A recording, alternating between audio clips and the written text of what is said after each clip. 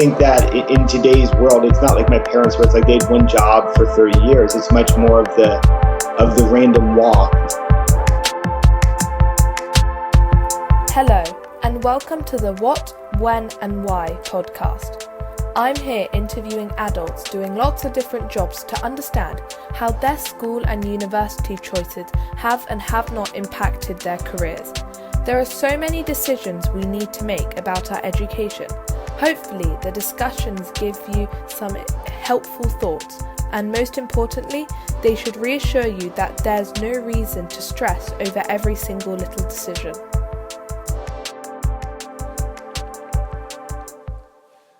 Today I'm speaking with Noah Kindler in California. Noah is a fascinating person who has never stopped learning. He is constantly ensuring his knowledge is up to date using TED Talks, speaking to experts and being inquisitive. He had a broad range of experiences, including studying at Stanford and Harvard, as well as working at big companies like McKinsey and founding his own startups. This conversation is a bit longer than normal, but well worth listening to in order to understand the excitement of having done so many different things and how he has continued to learn. He very clearly sees the value of his computer science degree, but wishes he had learnt more languages such as Mandarin and Spanish. Hi Noah, please tell a bit about who you are and the job you currently do. Sure. So let's see. So my background is, look, I've always been interested in math and science. I was a computer science major at Stanford. I worked as a software engineer. I wrote a book on how to get jobs as a software engineer. I worked at a VC firm before business school. I went to Harvard Business School. I should talk about that because I had one amazing thing happen at business school and a bunch of I'm not sure it's worth it. Your dad may have different views. Let's see. After that, I joined McKinsey in the technology group. I've never had a job where it's like I hated the day-to-day as much as McKinsey. But I feel like I got an awful lot out of it. But like the day-to-day, like it's been by far the worst job day-to-day. After that, I started a company in the software space. It was a startup, raised about $12 million, sold it to a big German antivirus company. Since then, started another company called Workhood, a social network for where you work. We were bought by a unicorn, a company worth over $1 billion startup called Knotel. I then worked at an electric vehicle startup doing all the software that doesn't move the vehicle. So entertainment, communication, navigation system apps on your phone for a unicorn EV startup called Canoe. And I'd say like when I started out my career, I started out with a lot of technical ability. So I was a computer science major from Stanford. Like I was a very good coder. Like objectively, like the places I went, I've got a book on this one. Over time, I think I've gone from the individual I can code to more of the I can lead team and build great products. And so I've gotten very into the really the three things are like one, what is a great product? Which is sort of, there's a lot of data out there. I've done a lot of sort of my own education and built them. So for example, is a great product a luxury product? But if you look at the things you love, like Ryanair is a great product, but like, why is that? Or like we shop at like IKEA is a great product. Like, why do people like shopping at IKEA? Because it's crowded and far away and you have to assemble stuff. It's like, why do people like IKEA? And so you can actually dissect these sorts of choices and look at the choices they've made and realize, do people have to like every part of the experience, or they have to, or can you give them certain magic moments? And that's like, what is a great product? The second one is how to actually run a software development team. That's actually changed. When I started my career, there was a big view of like, you say what you want and then the team goes out and builds it. It's become much more now iterative. Every 2 weeks, you do something, you get something that works, you build on this, and you get better and better incrementally. You respond to change. Sometimes what you do works, sometimes it doesn't. And the third one is like, how do you actually like hire great engineers and a team and lead them? And when you do those three things, you can actually make great products in fast time, especially in the software world that people love. And given that, if you think of the world from 20 years ago when, we were just in the infancy of cell phones and the internet, and sort of now we have cars connected to the internet. It's sort of been a nice place to build really new products, to innovate, to, some of the stuff has worked, some hasn't, but to really understand and make products that people love is really exciting. It feels like magic when it works. Like, oh my God, we kind of thought of this thing and look, people are kind of doing it. And It's rare. Most of the stuff, most of the new stuff doesn't work well, but enough of it does that it's pretty exciting when it does. So I'm currently doing that in two places. One, I'm working at a joint venture of 7 of the 15 largest architecture firms in the U.S. And that's really exciting because if 7 of the 12 largest players in the space say this is a problem, at a minimum, it's a perceived problem in the industry around. They're still very paper-based. They basically hand off blueprints to a contractor, and they're saying, we know there's a better way. We know there's a digital way to do this. We know there's a lot of data, not just in the paper, but in how things got to be and the tests that have been run that we lose. Let's see if we can hand it off in a way that makes sense, that it can exchange this, and we've got customers. And so I'm working on that. And then the other thing I'm doing, and this is sort of the rule I've always had, I call it 90 plus 9 plus 1. You want something that's 90% of your time. It brings in the salary, you're busy, but also if you turn down other opportunities, that might take 10% of your time or 1% of your time. You lose other things. I've started working with COVID, saying, do any of the skills I have can help? And I've been building thermal gateways, which are, they look like metal detectors, but they have a contactless infrared sensors in them, and people walk through them. It determines they have a fever, and all the data is stored, and you can basically take that data and set up an early warning system or a air traffic control to know, in my campus I have so many buildings and I have so many people walking through, and who is, if what percentage of fevers am I seeing, and depending on the use case, for example, if this was international arriving passengers, I can see, do I have a surge of people coming in? And that's been really interesting. It's gone better than it. Most of these 10% things go nowhere and you just kind of drop them. This one's going more places. I think if you heard your dad and me talking earlier, I've got sales at 2 airports in the United States and a prison, and I'm setting up a channel. Just yesterday, I was copying on a bunch of emails with, I don't know if these teams mean anything to you, the San Francisco 49ers, the Los Angeles Rams, the Chargers in LA, and also the baseball team, the Dodgers. So any one of those is, those are big NFL and Major League Baseball franchises in the States. Any one of them can make my company. So yeah, it's kind of saying there are new I was working on some stuff that basically when COVID came, COVID killed them because it, was stuff with office space and stuff. And so when one thing changes, it's sort of time to, find new things. Very often when the changes come to us in the world, we don't notice them. No one calls you and says, hey, the world has changed, or your skills are now obsolete, or you need to upskill or find new things to do. The best thing to do is kind of look at what's happening in your company, in the world, and say, I take both formal education, I take classes online, I listen to TED Talks, I talk to people about what they're doing who I admire and say, these are the areas I want to get into, things like agile software development, things like, blockchain technologies, or, in-vehicle technologies. And then you try to make at least one jump. So maybe it's the same industry, but it's a new technology. A lot of my time is spent upskilling, and upskilling is not just, it's taking online classes, it's listening to talks, it's doing the tutorials, because the skills I had 20 years ago are not the skills today that are relevant. Some of them are, and the baseline is there, but the idea that somehow you're going to kind of learn a trade and do it for the next 30 or 40 years is not consistent with my experience in industry. I don't think it's consistent with your father's either. And so we sort of have to keep open minds to where things go. When I look back at studying, I'm looking at your questions, you're studying at university, the computer science degree was a fabulous degree. And it was fabulous. One, it just gave me a skill that when I got out of the workforce, I could make money, because I graduated with a ton of debt. Because in the US, people graduate college with a ton of debt. And it was nice to be able to have that computer science degree and get a job and get started and get some experience in the working world. And pay it off. I also use some of the tech. I don't code anymore, but having a fluency with the technology so I don't get blinded by science is very nice. I'm very comfortable in the software world, whereas in other things like biotech or, mechanical, just like petroleum engineering, or there's a base skill and understanding I don't have in those areas. Also, when I interview for jobs, it gives you a little bit of legitimacy of like, oh, you're here because, you have that CS degree.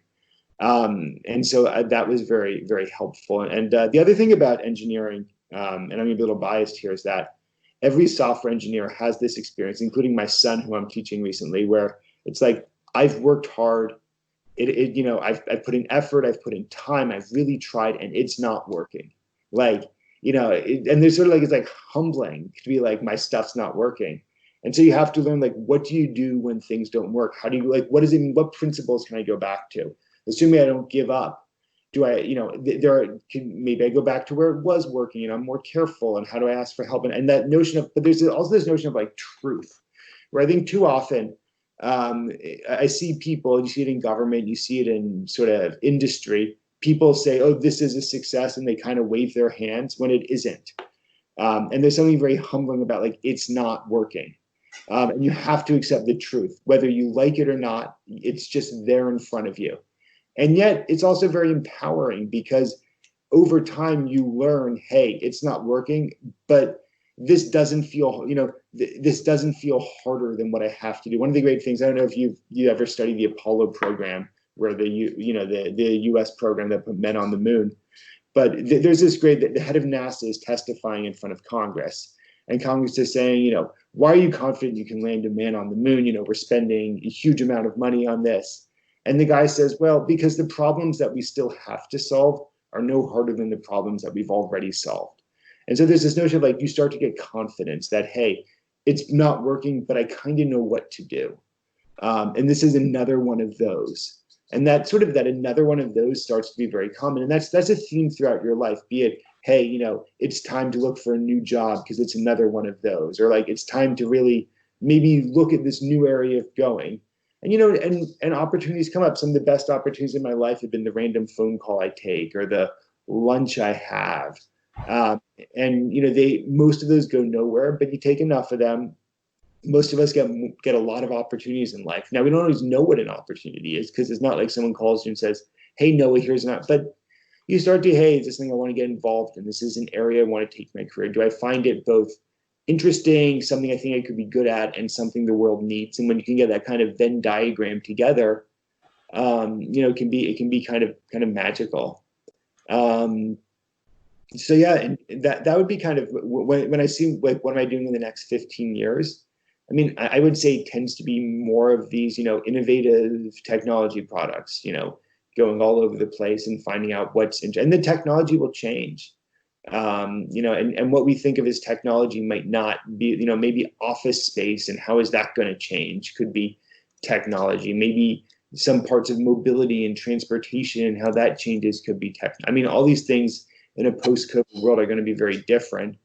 And people who have the ideas around what can we do, let's build the products, let's be first, let's try to actually make things people love, are usually in a pretty good place. Yeah, let me stop there. And business school. I'm not sure business school is worth it. I don't think I learned anything at business school. I mean, mind you, I graduated top 10% of the class. I did pretty well. But it was fun. It's kind of got a thing on the CV. It took me to McKinsey, which I guess is, and I would say I met my wife there, which turns out to be a really important thing. Like, the person you marry is going to, like, for happiness and career, like, that's going to be one of the biggest decisions you make. Like, make it well. If it's not working, like, move on quickly, because, like, a job is much easier to change than something like that. And so that's sort of a pretty big one. I'd say this too, like, in life, like, you will have successes and failures, both, professionally and in different parts of your personal life. Like, people have gotten divorced, or, people have, other medical problems. And it's like, I see winning streaks and losing streaks. If something's not working, there's always this feel like, I'm going to hop in and try to fix it. And maybe you can, but more often than not, it's going to take years.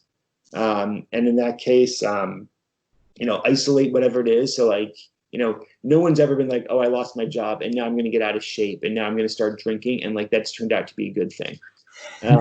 It's like you may lose your job if you do innovative things. We live in a world with mass layoffs where maybe through no fault of your own, a virus has come from Asia and crippled your industry, as has happened to millions of people. Well, okay, that happened. Like, what do you do now? And I always tell people there's winning, like don't let it in, you're probably going to feel bad, but, like, if you isolate it to just your professional, keep your personal going and chug away, you will be in a much better place. And if you also let these things infect other things. And so that need to kind of compartmentalize and triage is very different. if this sounds very, very unappealing to you, you should go work for the government and get a defined benefit pension and try to like join a union or something. And like, I don't mean that pejoratively. I mean, that's probably what you should do. Now, I don't think the career will be as exciting. I don't think you'll find the same opportunities. You're unlikely to find the same level of, financial success, but you also will have more of the predictability. And like, look, my sister's a teacher. She likes that. And that's like, I think that's great for her. So yeah, that's the, let me try to figure out. That's, so yeah, so and anything else any other questions I have on like, what, when, and why? Are there any subjects that you wish you had done? So when I think of subjects, not so much, because you graduate with some subject matter material that will probably become obsolete unless you study a language or something. And I was very happy I studied computer science. That gave me the foundation to do what I do. But I would say more than that, it's the learning to be flexible and continue to update and learn. That the skills that you identify with, that you use in your day-to-day job, are going to change over time, and be open to that and flexible and embrace that, because that's our world. And I would say if you talk to me in 10 years, there would be other elements of, it seems unlikely I wouldn't be in software, but you never know. There would probably be other elements that I would be that I would be talking about. I would say maybe I wish I had learned Mandarin. Feels like it's really helpful to speak Chinese. And I've never got terribly, like, I studied French for a long time, which is like, it's such a poor choice, because like I live in California where, like, I don't know, a third of the state speaks Spanish. Like, Spanish would have been a much better choice. So I've got by the way, my sons are in Spanish immersion, so they're learning Spanish. So, well, they already speak it basically. Final question.